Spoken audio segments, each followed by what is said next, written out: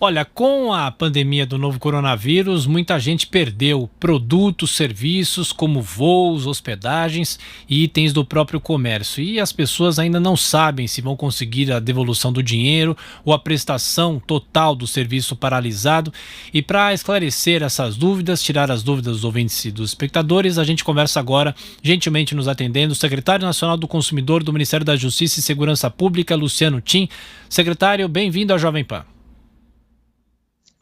Obrigado. À disposição de vocês e dos ouvintes. Secretário, dos espectadores, mais. Isso.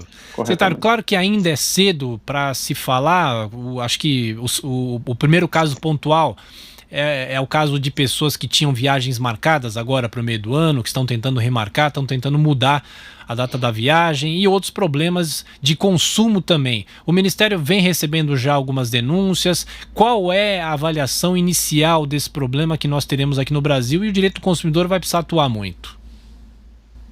Sem dúvida. As relações de consumo foram afetadas substancialmente em decorrência dessa pandemia. E como você bem mencionou, a primeira foi a aviação, né? Então houve uma medida provisória que o governo propôs, mas em paralelo a isso nós andamos aqui na Senacom junto com o Ministério Público Federal com um TAC, né, que é um acordo, vamos chamar assim, para garantir aos consumidores o direito à remarcação gratuitamente, ou a utilização de um crédito também gratuitamente para o segundo semestre, né? Então, consumidores que adquiriram passagem até 31 de junho poderão remarcar sem custo. Existe o site nosso do Ministério da Justiça, que é o www.consumidor.gov.br, que é um canal de interlocução com as empresas. Então, claro que essa data pode ser alterada, porque cada dia a gente muda um pouco, né, muda o cenário, mas no desenho inicial desse acordo ele foi previsto até 31 de junho.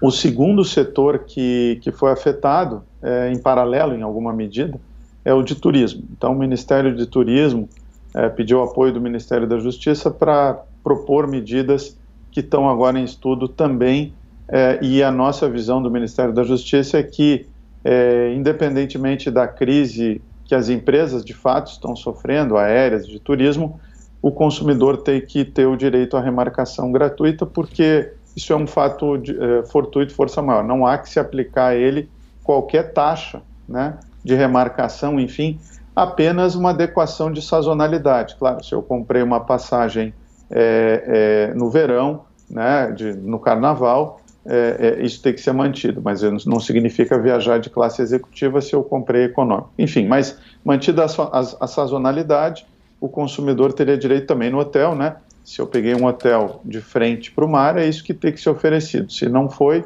é isso que tem que ser oferecido. Então, haverá muito provavelmente uma medida também proposta pelo turismo, mas garantindo aos consumidores remarcação de pacotes turísticos.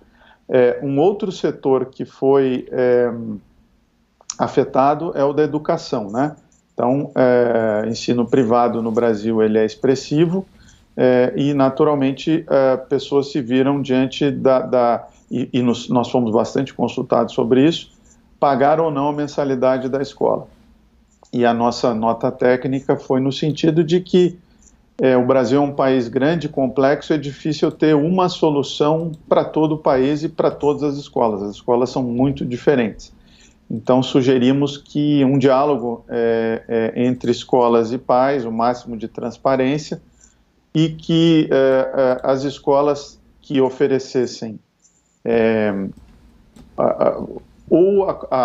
isso também o Ministério da Educação deve propor uma MP também, uma medida provisória, para adequação do calendário, mas escolas que se colocassem à disposição para recuperar as aulas perdidas sem custo adicional ou uso de tecnologia, escolas que tenham de fato investido em tecnologia e que de fato tenham disponibilizado a recuperação, né, e aí tem que ser esse cuidado, enfim, as escolas de fato têm que fazer isso. então aí as mensalidades não mereceriam ser descontadas. Secretário. Já a situação é um pouco diferente. Pois não. Não, pode complementar. Eu vou passar daqui a pouco a palavra para o Rodrigo Constantino, que vai fazer a próxima pergunta. Pode complementar, por gentileza. Pois não, eu não quero ser chato, mas quero só colocar tudo que já enfrentamos para informação aí dos espectadores. Claro. O outro ponto é creche, né? Então as creches, aí é um pouco mais difícil, creche berçário oferecer recuperação, então aí a orientação vai ser um desconto proporcional à economia de custo gerado, mas sempre com diálogo.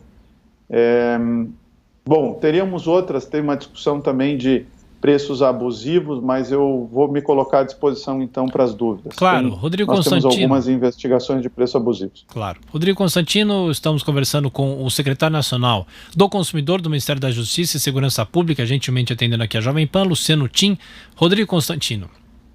Secretário, bom dia. O senhor mencionou aí a questão do diálogo e sem dúvida seria o ideal imaginar que numa situação tão peculiar como essa, os consumidores e as empresas tentassem chegar a algum tipo de acordo. A gente sabe que nem sempre isso vai ser possível, tem gente que já pagou coisas e vai perder emprego, é inevitável. Vocês estão prevendo uma enxurrada de processos na justiça ou, a princípio, isso poderia ser evitado? Pois bem. Olá, Rodrigo, tudo bem? Acompanho o seu trabalho já há bastante tempo, prazer falar contigo. Olha, em razão desse site que nós temos, dessa plataforma que é o consumidor.gov.br e de 900 PROCONs que existem em todo o Brasil, acredito que não, e digo isso baseado em dados. Claro que a situação concreta ela traz desafios, né?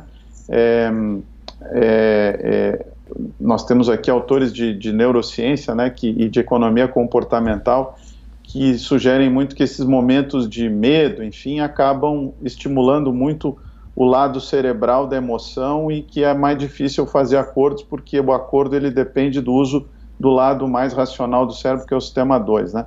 Mas com o tempo também as emoções vão dando espaço a uma certa racionalidade. Então digo que não acredito muito assim numa grande enxurrada, porque essa plataforma do consumidor.gov.br, ela, ano passado, resolveu mais de 700 mil disputas em 6 dias, com 80% de resolutibilidade, avaliado pelos próprios consumidores. Então, em termos econômicos, chamaríamos, marginal o que deve escapar para o judiciário. Escapar num sentido técnico, né? Ou seja, não resolvido na plataforma. E os PROCONs, ano passado, eles resolveram mais de 2 milhões de reclamações, com 80% também de resolutibilidade. Então, se usarmos, e os PROCONs estão se adequando também à internet e atendimento remoto. Então, acredito que boa parte dos problemas, se seguirmos as estatísticas passadas, 80% é resolvido administrativamente. Mas tem um coeficiente, sim, que vai para o judiciário. Já há uma jurisprudência aí nesse tema de educação, não pagar mensalidade. Então, nós temos 30 anos de Código de Defesa do Consumidor. Então, aquela pessoa que perdeu o emprego e terá dificuldade em pagar a escola do filho, isso já tem jurisprudência, assim, confortando a posição desses pais. Então, nesse ponto, não é tão preocupante. Mais preocupante, efetivamente, é o desemprego, né? E não só desemprego, são pequenas empresas e pessoas perdendo receita. Então, aí isso é uma coisa que vai ser uma novidade pela dimensão da situação, né, econômica. Secretário, só para a gente fechar rapidamente, José Maria Trindade, que está em Brasília, faz a última pergunta. Zé Maria. Pois é, secretário, lá atrás eu tive o privilégio de participar ali da elaboração do Código de Defesa do Consumidor, junto com o Herman Benjamin, hoje ministro do STJ, né, sob o comando do então deputado Joacy Góes, e a prioridade e o início do código era exatamente o entendimento e uma relação boa entre consumidor e empresas. Hoje, alguns têm uma ideia de que as empresas são adversárias, mas na verdade são sócias, são, vamos dizer, colaboradoras.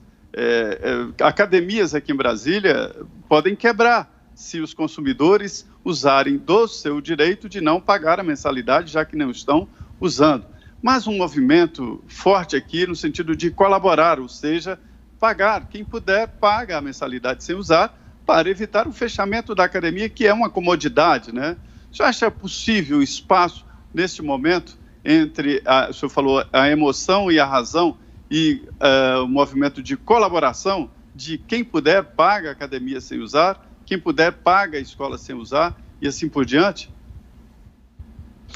Bom, desde que agradeço a pergunta, ela é muito pertinente e dá a possibilidade de esclarecer que desde que tomei posse ano passado, venho tentando distensionar essas relações. Então, essa preocupação ela é anterior ao evento, né, no sentido de efetivamente harmonizar, né? O Código de Defesa do Consumidor determina expressamente que a política das relações de consumo deve ser pautada por harmonizar as relações. A Constituição Federal, quando regula a ordem econômica, ela inclui a livre iniciativa, né, tanto quanto defesa do consumidor. Eu tenho dito que são ambos direitos constitucionais, livre iniciativa e defesa do consumidor, eles andam juntos, porque não há consumidor sem mercado e, portanto, sem empresa, assim como não há empresa sem consumidor. Então, no fundo, somos brasileiros, convivemos num ambiente de mercado por opção constitucional. O Brasil é uma economia de mercado por determinação constitucional e que é regulada no lado da concorrência pelo CAD e no lado do consumidor pela Senacom, mas não há um antagonismo, né? Isso é uma visão um pouco que vê as relações sociais como um jogo de soma zero, em que para um ganhar, o outro tem que perder. Eu tenho defendido, usando mesmo análise econômica do direito, teoria dos jogos, enfim, de que isso não é corretamente verdade. Então, trabalhar pela harmonização é importante. A Constituição também fala em solidariedade, então, sim, te respondendo objetivamente, claro que eu, como secretário nacional do consumidor, tenho que dizer que existem sim direitos que o consumidor faz jus, né, e batalhamos por esses direitos em acordos coletivos como esse em TACs, né, que é o direito de remarcar. Mas ele também tem o direito, em alguma medida, e aí tem que estudar cada caso concreto, cada contrato, porque, de novo, é um mundo, né, você cancelar totalmente a escola nesse momento, que é um contrato anual, não é tão simples assim, né? Existe uma programação da escola, né, existe uma programação da academia. Claro, existe a situação do desemprego, aí também é uma outra situação que impede o pagamento. Então, cada situação deve ser vista com a sua especificidade, mas o vetor que nós acreditamos é esse, e as nossas notas técnicas dão conta disso, de que o exercício de certos direitos deve ser dado nesse momento de uma forma que leve em conta não só a árvore, numa metáfora, né, que é a relação contratual em si, mas a floresta, que é o todo de relações contratuais em curso. E efetivamente a gente acredita que com o tempo as pessoas vão perceber que, mas aí é uma escolha, né? Você poderá, por exemplo, fazer reservas de hotéis mais lá para frente, você poderá fazer, e há um movimento de reservar restaurantes para manter o comércio vivo. Isso começou em Nova York e eu já vi aqui em São Paulo também. Perfeito. Secretário Nacional do Consumidor do Ministério da Justiça e Segurança Pública, Luciano Tim. Secretário, mais uma vez, obrigado pelos esclarecimentos, pelas orientações. Claro, a gente vai voltar a se falar mais vezes aqui durante esse período, esperando que as coisas se resolvam do jeito mais rápido possível. Obrigado, viu, secretário? Bom trabalho para o senhor. Obrigado, à disposição de vocês.